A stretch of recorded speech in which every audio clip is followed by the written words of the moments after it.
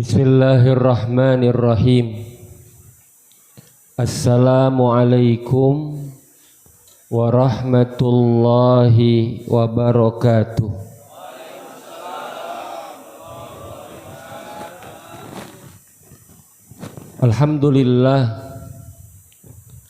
Alhamdulillahi wa kafa wassalatu wassalamu ala rasulillahil mustafa wa ala alihi ahli sidqi wal wafa. Ashhadu an la ilaha illallah wahdahu la syarikalah wa ashhadu anna muhammadan abduhu wa rasuluhu la nabiyya ba'dah.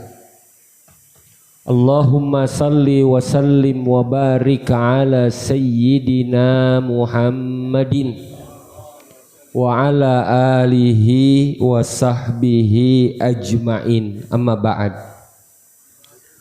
Qala Allah ta'ala fil Qur'anil Karim. A'udzu billahi as-sami'il 'alim minasy syaithanir rajim. Ya ayyuhalladzina amanu taqullaha wa qulu qawlan sadida yuslih lakum a'malakum wa yaghfir lakum dzunubakum wa may yuti'illaha wa rasulahu faqad faza fawzan azima. Wa qala Rasulullah sallallahu alaihi wasallam, man yuridillahu bihi khairan yufaqihu fid din. Ikhwatal iman wa ikhwatal islam, akhwatil iman wa akhwatil islam yang terhormat, yang sama-sama kami muliakan, Bapak Kepala Desa, Bapak Lurah Muhammad Nur Solehuddin SPD. Semoga Allah berkahi beliau, panjangkan usia beliau, Allah jadikan beliau pemimpin yang saleh, amin ya rabbal alamin. Yang terhormat, yang sama-sama kami muliakan, Bapak RW 10 Bapak Supriyadi. Yang terhormat, yang sama-sama kami muliakan, Bapak Babinsa, Bapak Taryain. Yang terhormat, yang sama-sama kami muliakan, Bapak RT 03 Bapak Heri Santoso. Yang terhormat, Bapak Ustadz Rianto selaku DKM Al-Muhajirin, Bapak Ustadz Selamat, Bapak Ustadz Hari, dan para asatid, para guru, bapak-bapak, ibu-ibu, yang insya Allah mudah-mudahan kita semua dimuliakan Allah subhanahu wa ta'ala. Alhamdulillah wa syukrulillah, puji syukur kita kehadirat Allah subhanahu wa ta'ala yang menggerakkan kita, memudahkan kita semua, mengumpulkan kita di tempat yang mulia ini, di bulan mulia, di hari mulia, dan insya Allah bersama orang-orang yang mulia, amin. Bulannya bulan mulia, bulan haram, bulan Dzulhijjah. Harinya hari mulia karena hari 10 awal dari Dzulhijjah. Lengkap bener nih ya. Bulannya mulia, harinya mulia. Agendanya, acaranya, acara mulia. Karena acara ngaji. Ya. Kalau ngopi tambahan. Bukan pokok yang ngopinya itu, ya. Yang pokoknya adalah ngajinya. Silaturahimnya. Ini adalah agenda mulia. Ditambah lagi duduk bersama insya Allah orang-orang yang Allah muliakan. Ya, ini luar biasa ini. Ya. Saya kalau ngelihat ini, masya Allah, ini ngaji malam berat sebenarnya, tapi luar biasa warga sini, jamaah sini, masya Allah ya. Apa ini ditopang karena snack udah siap di depan gitu ya? Saya nggak tahu dah. Tapi yang jelas ini nggak main-main ini ya. Keuji lah insya Allah ya. Saya kadang-kadang kalau ngaji malam tuh suka berpikir ada nggak yang ngedengerin? Tapi ada ya. Di majlis taklim seperti ini yang warganya masya Allah antusias terhadap ilmu. Ya, makanya Allah perbaiki dari kepala desanya, RW-nya, RT-nya sampai ke warganya. Insya Allah mudah-mudahan berkah semua. Amin ya rabbal alamin. Salawat salam mudah-mudahan terlimpah curahkan keharibaan Nabi Muhammad sallallahu alaihi wasallam pada keluarga, sahabat serta para pengikutnya yang istiqomah mengikuti jejak langkah beliau, memperjuangkan sunnah-sunnah beliau sampai hari kiamat nanti. Bapak Ibu jamaah yang dirahmati Allah Subhanahu wa taala, ya. Dari tadi sambutan yang kita simak, ya, dari mulai Bapak Ketua RT, Ketua RW, Bapak Kepala Desa, Bapak Ketua DKM, semuanya tuh untayan nasihat, ya. Nasihat semua itu. Dan ini merupakan sesuatu yang bermanfaat bagi kita kaum muslimin. Kenapa? Karena kata Nabi ad-dinu nasihah. Agama itu adalah isinya nasihat. Nasihat ini adalah sesuatu yang diberikan secara tulus untuk kebaikan bersama. Nah, halo, jelas gak ini? Ini saya takutnya ngelihat saya udah bebayang-bayang nih. Ini Ustadz ceramah kok hilang, kok muncul, kok ada lagi. Ini efek nih berarti. Nah, takutnya begitu ngaji tuh. Kok saya ngeliat Ustadz ntar ada, ntar nggak ada gitu. Nah berarti udah puyang tuh ya. Jadi nasihat itu ketulusan sebenarnya. Ketulusan seseorang ingin memberikan yang terbaik. Nah. Dan itu menjadi maslahat bersama tuh. Maka kata Nabi ad-dinu nasihah. Agama itu nasihat. Sehingga para sahabat bertanya, qalu liman ya Rasulullah? Nasihat untuk siapa itu? Siapa yang berhak memberikan nasihat? Ya, maka Nabi SAW menjawab, qal lillahi wali rasulihi wali a'immatihim wa ammatihim. Nasihat yang Allah berikan, Rasul berikan, dan pemimpin-pemimpin berikan, serta secara keseluruhan kaum muslimin. Saya memberikan nasihat, Ketua DKM memberikan nasihat, Bapak Lurah memberikan nasihat. Wejangan-wejangan itu sesuatu yang memberikan dampak kebaikan. Makanya kita harus saling memberikan nasihat. Dan Allah berpesan dalam Al-Quran, watawasau bil haq, watawasau bis sabr, watawasau bis sabr, watawasau bil marhamah. Kenapa? Karena ini akan berdampak baik dalam kehidupan tatanan masyarakat kita. Dan salah satunya adalah Nabi SAW biasa memberikan nasihat itu. Bahkan ada kalanya Nabi memberikan nasihat secara umum, ada kalanya Nabi memberikan nasihat kepada beberapa sahabatnya. Dan insya Allah kita akan membahas salah satu nasihat Nabi terhadap dua sahabatnya, yaitu Abu Dzar dan sahabat Mu'adz bin Jabal radhiyallahu an. Itu sahabat yang bisa dibilang rata-rata sahabat yang memang sangat-sangat luar biasa dari aspek keilmuan. Saya sampaikan ya, tidak semua sahabat rata. Sama kayak di masyarakat kita nih ya. Jadi dalam muamalah tuh jangan dipukul rata orang tuh kapasitasnya. Ya, karena setiap orang punya fikihnya. Ya, supaya kita akur memahami kekurangan orang. Ya, ada orang yang mungkin waktu ngajinya lebih banyak. Halo, jelas nggak itu? Ada orang yang mungkin jarang ngajinya, tapi karena ada hal-hal yang lain. Ya, orang yang mungkin mohon maaf ya dari kadar keilmuannya berbeda-beda, tentu ini dari sisi-sisi apa? Kemungkinan peluang mendapatkan ilmu, kesempatan mendapatkan ilmu sehingga berbeda-beda. Termasuk sahabat. Ada sahabat yang mungkin secara keilmuannya tidak sama dengan sahabat yang lain. Karena satu, dia punya duit banyak. Kayak tadi sebutkan sama Ketua DKM. Duitnya nggak kepake. Ya, halo? Iya. Masjid sudah habis 3,5. Kurangnya cuma 500. Saya ulang lagi nih kata-kata Pak Ketua DKM. Mana Pak Ustadz ya? Ya, kurang 500. Kebayang nggak tuh dari 3,5 ya miliar Semua berarti jumlahnya 4, itu berarti tinggal 500. Ini biasanya akan di cover oleh orang-orang yang insya Allah mungkin secara pengajian dia nggak punya waktu. Halo, jelas nggak ini? Ini Ustadz penyinggung-nyinggung begitu katanya.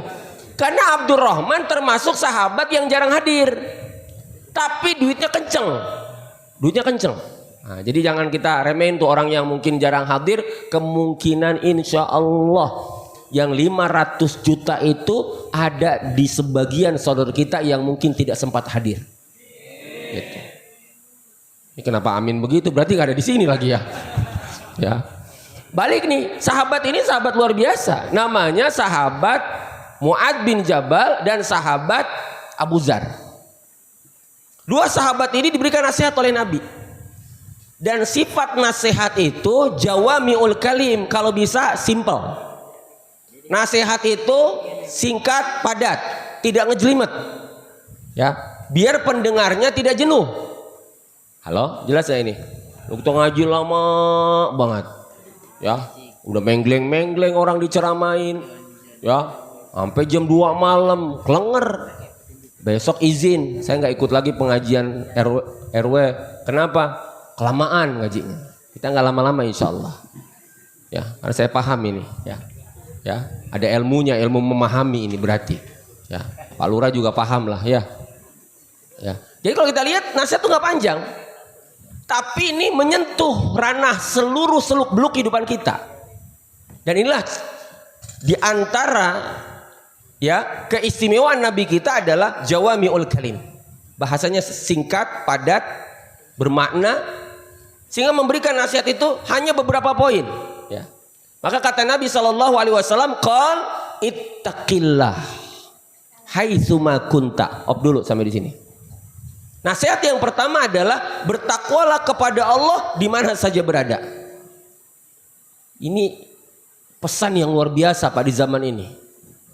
Kalau kata ulama, takwa itu ada yang mengatakan tarku ma la ba'sa bih khaufan mimma fihi ba'sun.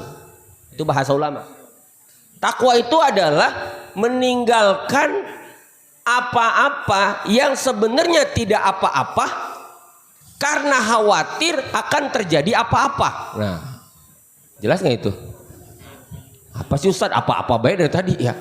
Tarku ma la ba'sa bih khaufan mimma fihi ba'sun. Meninggalkan apa-apa yang sebenarnya tidak apa-apa karena takut akan terjadi apa-apa. Ini ketakwaan secara, mohon maaf, dilihat dari aspek meninggalkan perkara yang samar atau perkara yang mubah tapi dikhawatirkan terjadi sesuatu. Nah, ini kita sekarang sedang ada di zaman ini. Zaman kita, mohon maaf, nonton bola itu nggak apa-apa, nggak apa-apa nonton bola. Pak, jelas nggak nih? Jangan salah paham nih. Kenapa penyinggung bola Ustadz? Nonton bola itu nggak apa-apa. Tapi ketika nonton bola menimbulkan sesuatu yang apa-apa, gitu ya. Nonton bola nih subuh jam 9. Ada apa-apa nggak tuh? Jujur nih, kita nonton jam 2 malam, subuh ternyata bangunnya kesiangan, jam 8 baru bangun. Masalah nggak tuh bola? Ini jujur Pak, jawab Pak. Masalah. Maka kalau kita memang khawatir terjadi apa-apa, bentuk ketakwaan adalah meninggalkan yang tadinya nggak apa-apa. Rugi dong, saya nggak nonton. Zaman sekarang, zaman siaran ulang tuh gampang. Nggak kayak zaman dulu. Kalau udah ketinggalan, udahan. Halo, ini bukan marah-marah nih, semangat ya. Ya. Kalau dulu kan susah Pak ngelihat siaran tuh. Kalau sekarang ngeblatak di handphone. Bahkan mohon maaf ya, dengan mudahnya kita mengakses sekarang. Mancing itu, mancing, nggak apa-apa Pak, hiburan. Betul nggak?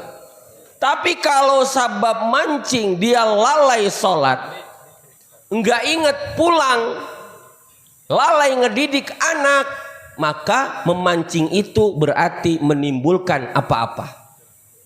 Ya. Gitu. Ngapain tuh? Hah? Ngurusin apa? Nggak apa-apa itu. Hiburan nggak apa-apa.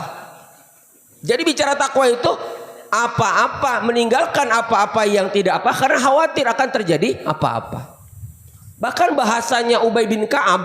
Ubay bin Ka'ab nih sahabat ditanya sama Amirul Mukminin Umar bin Khattab. Ya, kata Umar bin Khattab, "Wahai Ubay, mat taqwa? Takwa itu apa?" Kata Ubay bin Ka'ab, "Ya Amirul Mukminin, wahai Amirul Mukminin, lau ya, seandainya engkau kaifa, bagaimana engkau ida tamshi fit tariq, bagaimana engkau ketika berjalan di suatu jalan yang ada ranjaunya, ada durinya, apa yang kau lakukan?" Kata Amirul Mukminin, "Saya akan angkat celana saya akan angkat gamis saya, dan saya akan mengangkat kaki saya dengan hati-hati di mana saya meletakkan kaki saya." Ini penting dalam kehidupan kita hari ini. Ketakwaan itu akan menjelma dalam kehidupan kita bermasyarakat. Khawatir tadi disinggung sama Pak RW. Ya, dalam bermasyarakat daripada terjadi apa-apa tinggalkan karena khawatir akan terjadi apa-apa, termasuk kehati-hatian. Ini larinya ke waroan nanti nih. Maaf ya, masalah lingkungan. Kita punya tetangga dengan tembok yang bersama. Ya, tembok itu dibagi dua. Tembok dibagi dua itu. Karena kita bukan double dinding. Ya, perhatikan hak tetangga dalam masalah tembok kita. Sampai sedemikian masalah ketakwaan. Bahkan mohon maaf, sampai-sampai dalam sebuah cerita, dalam sebuah kisah salaf, itu ada seorang tetangga yang ingin menjual rumah dengan harga yang mahal karena tetangganya. Ya, jadi harga rumahnya itu ditambahin harga tetangga. Di sini di Mega Regency misalnya rumah pasaran 500 juta. Amin apa Pak? Kemurahan. Hah? Nah. Plus dia misalnya jual 1 miliar. Bahkan mohon maaf di angka 3 miliar. Mana ada rumah di Mega Regency 3 miliar. Ketika diiklanin ditanya sama orang yang mau beli, "Fulan, kenapa Anda jual nih rumah harganya segitu?" Dia bilang harga rumahnya 500, harga tetangganya 3,5 miliar. Kok mahal? Kemudian dia menjawab, "Gimana nggak mahal? Rumahnya memang murah, tapi saya punya tetangga mahal. Saya sakit ditengoki, saya sulit dibantu, saya punya masalah dia menjadi solusi." Gimana nggak betah Pak tinggal di tempat kayak gitu? Kita nggak punya usaha dikasih ruko ya buat jualan. Amin. Saya dengar tadi Pak Lurah masalah UMKM tuh. Gak boleh ada yang susah. Kalau tetangga semuanya jalan menjadi mesin penggerak, insya Allah. Sampai akhirnya apa? Dia jual mahal tuh rumahnya, tetangga yang solehnya ngedenger. "Kenapa dijual rumah Anda?" "Saya butuh duit saudaraku." "Berapa butuhnya?" "Sekian." "Kalau gitu jangan jual rumahmu, saya kasih kebutuhanmu." Ada tetangga kayak gini, laminating. Ya, berarti kita punya tetangga seperti cerita ini. Menjelma tuh dalam bertetangga, bermasyarakat, dan itu akan kita rasakan betul. Ketakwaan akan bisa dirasakan dalam semua sisi kehidupan kita. Makanya wajar dahulu para sahabat, para salafus soleh sangat membangun ketakwaan. Maka kata Nabi, ittaqillah haitsuma kunta. Bertakwalah di mana saja berada. Dalam keadaan miskin, kaya, dalam keadaan lapang, sempit, dalam keadaan rame, dalam keadaan sepi. Ketakwaan akan menjadi wiqayah, akan menjadi benteng bagi siapa saja yang memilikinya. Maka Masya Allah, kita hari ini sedang menggarap proyek ketakwaan. Ya, kita ingin membentuk insan-insan yang takwa. Lewat apa? Kata ulama, takwa itu diperoleh salah satunya adalah dengan ilmu. Jadi ngaji ini proyek, Pak. Proyek ketakwaan. Karena orang kalau sudah ngaji, di mindset pikirannya untuk punya apa? Punya rasa takut ke Allah. Alhamdulillah pulang dari sini jadi suami yang saleh. Amin. Pulang dari sini istrinya langsung dicariin.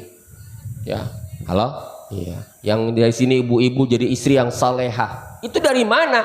Nggak ada cara membentuk kesolehan kecuali seseorang melalui jalur keilmuan. Lewat itu dulu. Orang kalau udah mau taklim, mau ngaji, insya Allah itu modal. Ya, yang bikin kita agak susah nih biasanya kalau kita belum bisa, mohon maaf, kalau kita belum bisa memulai dari jalan ilmu, susah itu. Tapi kalau udah ketemu jalur ilmu, insya Allah, ya. Kita jadi tahu mana yang halal. Makanya saya ambil contoh begini. Kenapa ketika berlalu lintas orang yang punya rasa takut tuh biasanya orang yang mohon maaf tahu rambu. Yang nggak punya rasa takut tuh biasanya nggak kena rambu. Pernah lihat nggak? Ada dialog polisi sama orang langgar nggak pakai helm, ngerobos lampu merah, ditegur sama polisi, galakan dia. Ya. Bapak apa urusannya? Ini lampu merah. Dia nggak kenal lampu merah. Dia nggak kenal lampu merah. Tapi bagi orang yang paham, dia ngerti. Lampu merah harus berhenti. Agama juga sama. Agama itu peraturan. Halal, haram, syubhat. Halal, lampu hijau. Haram, lampu merah. Syubhat, lampu kuning. Jelas nggak itu? Sekarang dari mana tahu perkara syubhat kalau nggak tahu ilmunya? Dari mana tahu halal kalau nggak tahu ilmunya? Dari mana tahu haram kalau nggak tahu ilmunya? Maka orang harus belajar. Maka Allah bilang tuh, tilka hududullahi fala taqrabuha. Surat apa? Surat yang ada dalam Al-Quran. Oke, udah cukup. Satu lagi ayat Allah. Tilka hududullahi fala ta'taduha. Perhatikan, ayatnya mirip-mirip, tapi Allah buat beda. Pertama Allah pakai kalimat fala taqrabuha. Di ayat yang lain Allah bilang fala ta'taduha. Ya, kan sama-sama tuh. Tilka hududullah. Itu adalah batasan-batasan dari Allah. Fala taqrabuha, jangan engkau dekati batasan itu. Ayat yang lain, fala ta'taduha, jangan kau lewati batasan itu. Ada apa tuh ayat? Halo? Yang bisa boleh pulang. Asik katanya. Ternyata Pak, ditafsirkan oleh ulama, ketika Allah bilang fala taqrabuha, jangan kalian mendekatinya, maka batas itu adalah batas awal haram. Makanya dibilang jangan ngedeketin. Ini batas haram. Posisinya kata Allah fala taqrabuha, jangan ngedeketin kalau batas haram. Ya. Ketika Allah bilang fala ta'taduha, maka itu adalah ujung batas halal. Anggap nih ya, saya kasih gambarnya gini. Kesana halal, ini ujung halal kesana, ujungnya ini. Ini awal haram kesana. Posisi antara ini namanya syubhat. Ya, hati-hati nih. Di antara garis ini nih ada namanya syubhat. Syubhat ini yang samar. Yang hari ini banyak kita mohon maaf kurang-kurang paham tuh. Ya. Dilihat halal tapi rada-rada, dilihat haram tapi rada-rada juga. Dan ini butuh kejelian dalam agama. Kenapa? Sampai Allah bilang fala taqrabuha. Sehingga dalam Al-Qur'an kadang ada kalimat apa? Fala taqrabuz zina. Jangan dekati zina. Karena awal dari yang haram ini kalau bisa jangan sampai kita mendekat. Kalau ujung yang halal jangan sampai kita melewat. Contoh, makan minum halal.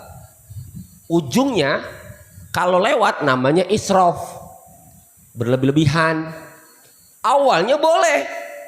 Maka kata Allah hududnya, batasnya adalah fala ta'taduha, jangan dilewati dari batas halal. Ya, mohon maaf ya. Kadang-kadang kita nih suka sama yang mubah, tapi suka kelewat garisnya. Akhirnya yang mubah berubah jadi haram. Banyak tuh. Ya, pola hidup orang dulu mah makan yang ada aja. Bukan karena gengsi. Bukan karena pengen upload status, makan upload. Ya. Dulu mohon maaf, orang makan jadi. Ya. Ini kan zaman-zaman ini kan muka-muka jadul sama kayak saya nih. Zaman makan nasi goreng nggak pakai apa-apa. Emak kita kalau ngegoreng nasi goreng, cabai, bawang, terasi. Udah. Kok ada macam-macamnya? Tapi hampir bisa dibilang nggak ada makanan yang terbuang. Ingat ya, zaman kita tuh nasi yang nggak habis tadi malam itu adalah jatah sarapan pagi. Indah bener nih hidup kayak zaman dulu tuh. Ya, ngalamin Pak. Tua berarti. Ya. Itu mak kita kalau bilang nasi simpen ya buat besok pagi tong. Bikin nasi goreng, kemakan, nggak ada yang kebuang. Zaman sekarang, mohon maaf, makanannya banyak di rumah, masih cari makan yang lain. Wah lihat tuh gacoan tuh, pernah ke gacoan, ngantri, ya, mau gacoan yang di Jababeka kek, gacoan yang ada di Lipo tuh, antri. Sehingga apa? Ya kan sering lewat saya di situ ya. Jadi kalau kita perhatikan, karena memang nggak kebagian juga ya, karena ngantri. Jadi apa di situ? Hampir dibilang, akhirnya banyak perkara yang harusnya mubah berubah tuh, karena melewati batas. Sama dengan kita melewati garis yang haram. Maka Al-Quran menyebutkan, fala taqrabuha, jangan mendekati. Maka Nabi SAW sampai mengajarkan al-halalu bayyin wal haramu bayyin wa bainahuma umurun mustabihat. Yang halal jelas, yang haram jelas. Di antara keduanya perkara syubhat. La ya'lamuhunna katsirun minan nas. Berapa banyak orang yang tidak kenal, tidak mengenal, tidak tahu tentang perkara syubhat ini. Maka agama menjadi jawabannya. Ngaji kita. Alhamdulillah belajar fikih di masjid. Tahu hukum. Ya. Nggak ngerti tentang masalah sesuatu, kita belajar. Mau kurban, belajar kurban yang sesuai ya. Maka orang ketika dia tidak lepas dari ilmu, insya Allah itu menjadi kebaikan baginya. Maka Nabi berpesan, ittaqillah haitsuma kunta, takwalah di mana saja berada, karena ini akan menjadi sesuatu yang membuat kita dekat dengan Allah. Bahkan saking pentingnya takwa itu menjadi wasiat yang wajib dalam setiap Jumat. Ya, halo, betul nggak nih? Kita akan melihat khotib Jumat sempurna dari mananya. Salah satunya adalah adakah pesan-pesan ketakwaan. Makanya orang kalau Jumatannya enggak tidur, insya Allah pasti dia hafal benar wasiat ketakwaan. Gimana tuh? Ya disebut ayuhan nas ittaqullah haqqa tuqatih wa la tamutunna illa wa antum muslimun. Itu wasiat ketakwaan. Ada yang bilang cepet banget khotib Jumatnya, ngatunya merem. Ya, halo, iya. Dari pertama datang sampai terakhir merem, lah cepet jadinya. Dia nggak paham ketika khotib berwasiat ketakwaan menandakan betapa ketakwaan itu menjadi sesuatu yang penting. Bahkan dalam doa safar pun, doa safar nih, ya, yang berangkat haji, berangkat umroh atau berangkat kemana saja, salah satu permintaannya adalah Allahumma inna nas'aluka fi safarina hadzal birra wat taqwa. Ya Allah, kami minta dalam perjalanan ini kebaikan dan ketakwaan. Insyaallah nih lewat taklim kita dididik untuk menjadi orang-orang yang bertakwa kepada Allah Subhanahu wa taala. Wasiat yang kedua, ini wasiat yang mencangkup kehidupan kita. Apa katanya? Wa atbi'is sayyi'atal hasanata tamhuha. Iringi keburukan itu dengan kebaikan, taubat. Orang yang sukses dalam menjalani kehidupan itu orang yang taubat. Karena orang yang taubat adalah orang yang senantiasa mengambil jalan yang lurus dalam kehidupan. Bukan orang nggak pernah salah. Ya ingat ya, kita nggak ada yang nggak pernah salah, pasti punya salah. Tapi yang paling terbaik adalah orang yang menjaga dirinya dalam pertaubatan. Makanya para ulama menyebutkan taubat ini persinggahan yang tidak boleh lepas. Kalau bahasanya itu kalau orang yang menuju Allah, taubat maka gak boleh dilepas. Sabar ada waktunya dilepas. Ada nggak? Ada. Kapan tuh? Orang sabar ini kan butuhnya kapan? Sabar ketika ada musibah. Ya. Tapi kalau taubat itu nggak boleh dilepas.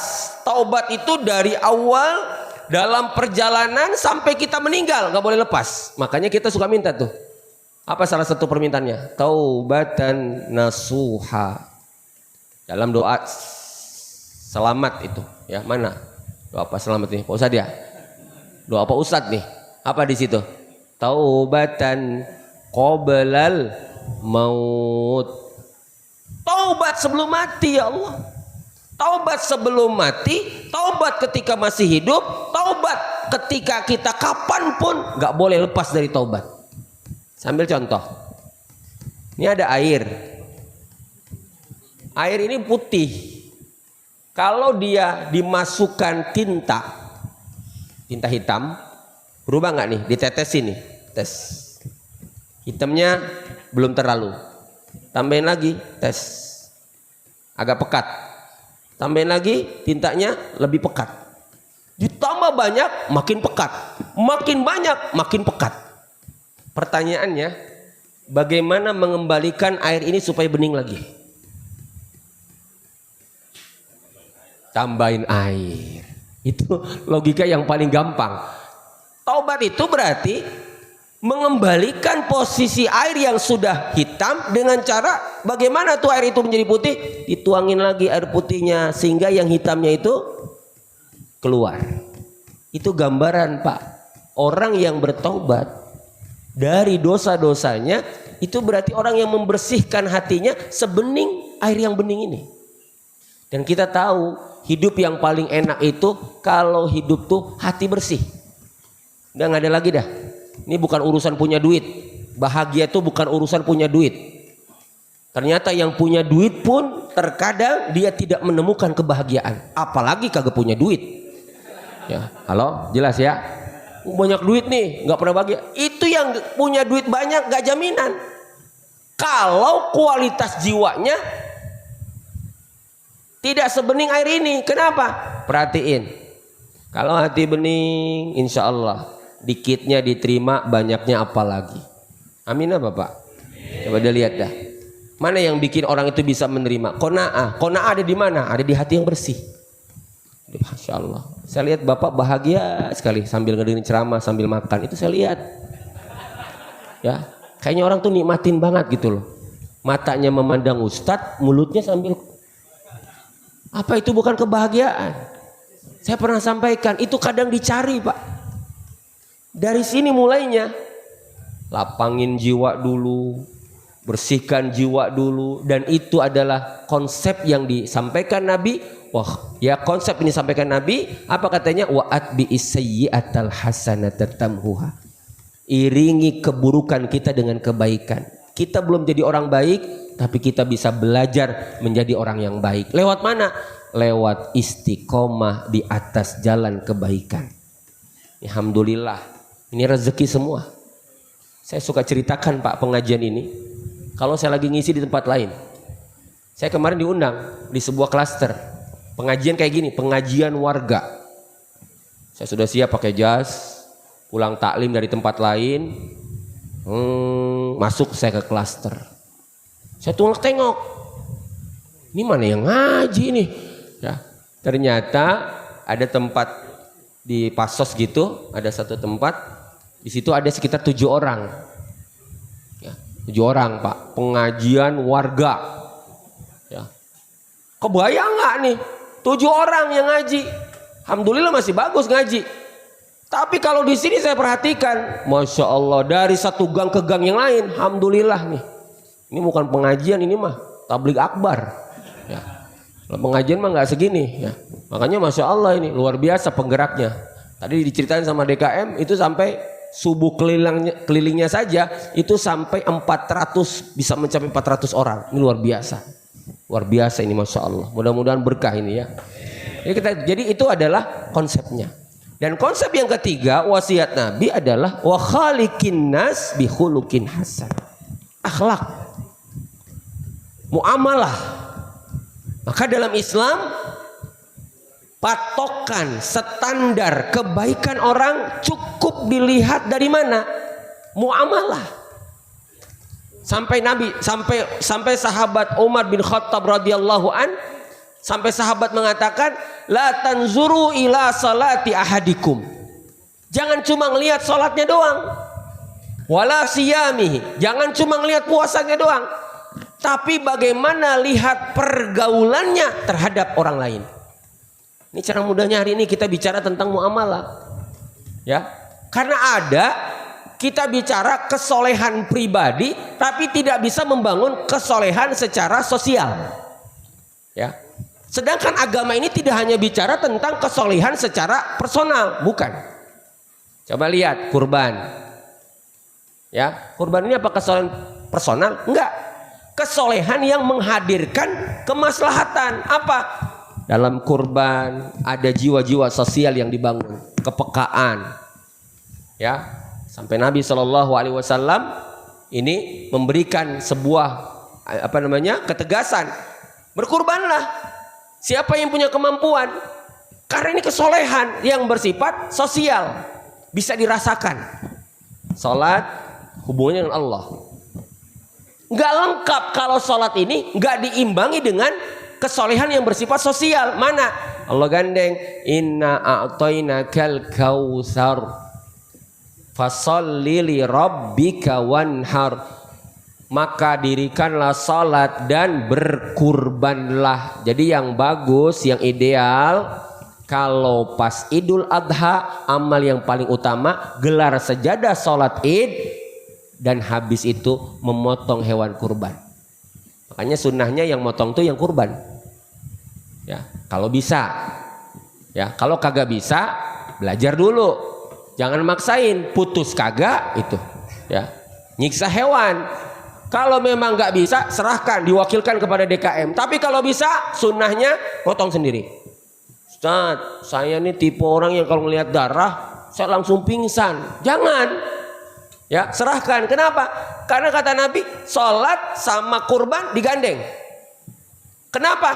Karena lengkap kalau sholat ditambah dengan kurban, kesolehannya berarti ada sisi secara personalnya dan ada sisi sosialnya. Maka Nabi bilang, man kana lahu sa'ah. Siapa yang punya keluasan, ada rezekinya tadi itu, ada duit nganggur. Ya, an yudhiya, dia bisa kurban, walam yudhi, tapi enggak kurban. Hati-hati. Ini buat orang yang ketika musim batu akik beli batu akik. Musim sepeda dia beli sepeda jutaan. Halo? Musim burung dia bisa beli burung jutaan. Musim kurban dia beli tusuk sate sama areng. Itu kena ancaman tuh. Oh kena Ustaz. Ya iyalah kan punya kemampuan, ada uangnya. Bayang gak sama kita tuh? Kan jadinya lucu. Musim batu akik nanya sama temennya, itu batu bagus sama cincin itu. Berapa duit? 5.000. 5.000 Pak. Sekarang kan pakai bahasa ribu Pak. Bukan pakai juta, terus serem. 5.000. Di mana belinya? Antar yuk. Antar. Beli batu akik. Ya, diusap-usap tiap pagi. Itu. Musim sepeda, temennya punya sepeda. Tanya dia. Sepeda beli berapa itu? Murah, 30.000. 30 juta. Itu yang suka goes-goes itu, ada yang sepedanya mahal-mahal. Beli dia kuat. Giliran musim kurban ditanya, kambing berapa duit? 3 juta, 3.000. Besok beli arangnya dah sama tusuk satenya. Kenapa berubah? Harusnya sama dong. Ya, kalau kita bicara tentang kecintaan, kesolehan, Kenapa? Nabi mengajarkan dan Allah berfirman, "Fasholli li rabbika wanhar." Berkurbanlah. Ini karena nanti larinya kepada muamalah. Si kaya dicintai, si miskin mencintai orang kaya, Pak. Kan sehat tuh masyarakat. Kenapa masyarakat tidak sehat? Ada ketimpangan di sebuah masyarakat itu. Yang kaya tidak peka, sehingga akhirnya si miskin tidak merasakan kontribusi si kaya. Dan ini bahaya. Ya. Zaman dulu sering saya lihat buku-buku sahabat, mohon maaf. Sahabat itu yang nggak punya, mohon maaf ya, yang ekonominya, mohon maaf. Katakanlah mereka ini orang-orang yang nggak berpunya, itu kehitung Pak. Dikumpulkan jumlahnya itu tidak sampai 50. Silakan dicek di sirah sahabat itu. Orang-orang miskin zaman sahabat cuma nggak sampai 50. Ya. Tapi mereka Masya Allah, mereka ini orang yang secara hidupnya ditanggung oleh orang-orang kaya. Sahabat ini. Jadi memang mereka ya satu ada yang memang ngurusin masjid, ngurusin hadis, tinggalnya juga di sufa, di serambi masjid. Terus dia makan dari mana? Ternyata makannya dari sahabat-sahabat yang kaya. Jadi hebatnya nih kehidupan di zaman Nabi itu adanya hubungan yang harmonis antara si kaya dan si miskin. Dan Islam membangun akhlak dalam hal ini, hubungan tata kelola manusia dengan begitu apik. Sehingga Nabi berpesan, wa khaliqin nas bi khuluqin hasan. Bahkan ada sebuah hadis. Apa kata Nabi SAW?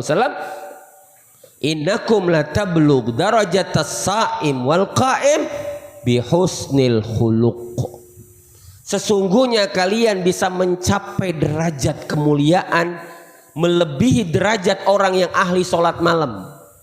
Siapa di sini yang kita bisa sholat malam setiap malam? Itu orang yang paling baik. Siapa yang bisa puasa setiap bulan dia bisa puasa Daud. Setiap hari dia bisa puasa Daud. Kata Nabi, dia akan mencapai derajat melebihi itu semua min husnil khuluq, dari orang yang memang bisa dengan akhlaknya yang baik. Jadi kita harus menata nih pola hubungan. Jangan uplak sendiri dengan kesolehan kita ke Allah, tapi kita harus membangun pola-pola hubungan yang harmonis. Hidup itu sebenarnya bahagia Pak. Di mana bahagianya? Ketika kumpul dalam kebaikan. Ya, mungkin kehidupan Bapak sedang diidam-idamkan sama warga lain. Amin apa Pak? Ini kan direkam ya? Direkam nih, ada. Dimasukin nih di grup, di Facebook. Dilihat sama warga perumahan yang ada residennya. Ini Mega Regency ada residennya nggak? Ujungnya? Nggak. Ini Mega Regency doang ya. Nah itu kayak Tropicana Residen, Montana Residen, ya. Di Jababeka tuh yang pakai residen. Nonton nih video kita. Orang enak banget ngaji itu. Apa yang meremelek ngajinya, ya. Makan sambil ngedengerin ceramah. Dilihat nih, Pak, mohon maaf bisa diidam-idamkan. Saya mengalami sendiri ketika saya diundang untuk acara ini nih. Marhabanan pakai akikah, pakai hadroh.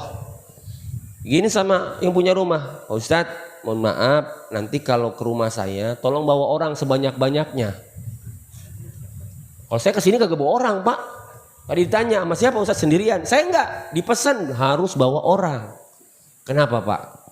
Karena enggak ada orang di rumah saya. Terus acara kita sama siapa? Lah kita doang katanya. Acara akikah kebayang Pak. Coba kalau di perumahan kayak di Mega Regency ini, kayaknya kurang kita masak sekian porsi. Tapi di sebuah tempat makanannya ada, orang yang hadirnya nggak ada. Sampai disuruh bawa orang tuh. Bahaya nggak kalau saya nanti ngisi marhabanan, mohon maaf, baca sendiri, sendiri, ya semua serba saya. Kebayang sama kita, diidam-idamkan. Artinya apa di sini? Ketika kita bicara tentang pesan-pesan Nabi SAW, betapa ini menyentuh semua lini kehidupan kita. Salah satunya adalah dari sisi akhlak, dari sisi muamalah, di mana orang yang Soleh adalah orang yang membangun hubungan yang baik terhadap sesamanya. Makanya Nabi bilang wa khaliqin nas bihulukin hasan. Secara garis besarnya hubungan bertetangga, hubungan dengan manusia yang lain, hubungan dengan istri, hubungan dengan banyak pihak, itu semuanya tercatat dalam hidup, dalam konteks hidup dengan bagaimana kita berakhlak dengan akhlak terhadap manusia secara umum. Maka pantas ya dengan kita mendengarkan nasihat-nasihat seperti ini, insya Allah kita akan bisa lebih ya menjadikan momentum taklim seperti ini menjadi sesuatu yang betul-betul mendatangkan kebahagiaan dalam hidup kita. Sederhana, takwa kepada Allah Subhanahu wa taala, terus senantiasa bertobat kepada Allah, dan kita jaga akhlak kita terhadap sesama kita. Apalagi kita hidup di zaman seperti ini. Mohon maaf ya, zaman dimana orang harus benar-benar menjaga betul adab ya, tutur kata, sikap. Kenapa? Karena hari ini adab adalah barang yang langka di akhir zaman. Saya ngelihat ya di Facebook misalnya, ngelihat anak yang beradab kayaknya langka gitu. Ketika lewat di depan orang tua dia menundukkan dirinya, langka. Makanya pantas kita bicara tentang adab begitu tinggi nilainya karena Nabi kita mengajarkan wa khaliqin nas bihulukin hasan. Bergaulah dengan manusia dengan pergaulan yang baik. Alhamdulillah di tempat inilah kita ditempa lewat majelis taklim antara tetangga, antar masyarakat, ini bisa tumbuh kembang menjadi manusia-manusia yang punya akhlak yang mulia insyaallah. Dan saya berharap mudah-mudahan ini bisa memancarkan kebaikan-kebaikan kepada masyarakat yang lainnya. Ya, saya terus terang Pak, saya juga punya pengajian kayak gini, tapi tidak seperti ini. Ya, begitu luar biasanya sampai semuanya terlihat hadir di sini. Ini menunjukkan bahwasannya ini adalah sesuatu yang menjadi kebahagiaan di masyarakat sini insyaallah. Ya, ini mohon maaf saya tidak bisa lama-lama karena saya juga kurang fit juga insyaallah. Nanti kita akan sambung silaturahim kita. Mungkin ada yang ditanyakan sebelum saya tutup dengan doa. Ada Pak, Bu? Nah ini saya resep nih pengajian begini. Ya. Orang teh gampang pahamnya gitu ya. Ada? Nggak ada ini? Jelas ini? Ya, jelas ya. Jadi 3 nasihat ini, ayo kita bangun masyarakat kita. Masyarakat yang bertakwa, masyarakat yang gemar bertaubat, dan masyarakat yang gemar membangun akhlakul karimah insyaallah. Ya, saya pikir bukan ceramah yang panjang, tapi silaturahimnya, kebersamaannya, dan alhamdulillah kebersamaan malam hari ini lengkap dengan Bapak Lurah kita yang hadir beserta perangkatnya dan juga semuanya turut hadir dalam agenda taklim kita ini insyaallah. Ada agenda yang lain atau cukup? Ya, karena waktu juga kita berdoa kepada Allah Subhanahu wa taala. Mudah-mudahan Allah berikan keberkahan buat masyarakat RW 010 ya, perumahan Mega Regensi ini, buat Bapak Kepala Desa Sukasari ya, Bapak Muhammad Salahuddin SPD, dan juga buat perangkat-perangkat yang lainnya. Kita bacakan Fatihah, wabil khusus buat kita semua, wabil khusus buat anak-anak kita, buat keluarga kita, dan buat semua masyarakat di tempat ini. Mudah-mudahan Allah berikan kesehatan, keberkahan yang melimpah, anak-anak yang saleh dan salehah. Al-Fatihah. A'udzubillahi minasyaitonirrajim. Bismillahirrahmanirrahim. Alhamdulillahi rabbil alamin. Arrahmanirrahim. Maliki yaumiddin. Iyyaka na'budu wa iyyaka nasta'in. Ihdinas siratal mustaqim. Siratal ladzina an'amta 'alaihim ghairil maghdubi 'alaihim waladdallin. Amin. Bismillahirrahmanirrahim. Alhamdulillahi rabbil alamin. Hamdan syakirin, hamdan hamidin, hamdan na'imin, hamdan yuwafi ni'amaka fi mazidah. Ya Rabbana lakal hamdu kama yanbaghi li jalali wajhikal karim wa li 'azimi sultanik. Allahumma salli ala Sayyidina Muhammadin wa ala ali Sayyidina Muhammad. Allahumma antar rahman, ya Allah, Engkau adalah zat yang maha pengasih. Wa antar rahim, Engkau zat yang maha penyayang, ya Allah. Allahumma ja'al jam'ana fi hadal majlis jam'an marhuma, ya Allah. Jadikan pertemuan kami di majlis ini menjadi pertemuan yang Engkau sayang, Engkau rahmati, ya Allah. wa tafarruqana min ba'dihi tafarruqan ma'suma. Jadikan perpisahannya menjadi perpisahan yang Kau ampuni ya Allah. Allahumma la tada' mimma qamina hada illa danban ghafarta. Ya Allah, jangan Kau biarkan kami meninggalkan majlis ini kecuali di antara kami dalam keadaan sakit Kau sembuhkan ya Allah. Dalam keadaan sulit Engkau berikan jalan keluarnya ya Allah. Dalam militan hutang Kau lunasi hutang-hutangnya ya Allah. Dalam hajatnya Engkau penuhi hajatnya ya Allah. Allahumma inna nas'aluka ilman nafi'a ya Allah. Anugerahkan kepada kami ilmu yang bermanfaat, ilmu yang menghantarkan kami ya Allah mengenal-Mu, ilmu yang menghantarkan kami ya Allah mencintaimu, ilmu yang menghantarkan kami ya Allah untuk dekat denganmu, ilmu yang menghantarkan kami ya Allah meniti jalan surgamu. Allahumma inna nas'aluka ilman nafi'an wa rizqan wasi'an wa amalan mutaqabbala. Allahumma ja'alil Qur'ana rabi'a qulubina. Ya Allah, jadikan Al-Qur'an menjadi penyejuk hati kami ya Allah. Penghilang penyembuh penyakit-penyakit kami ya Allah. Penghilang kegelisahan kami ya Allah.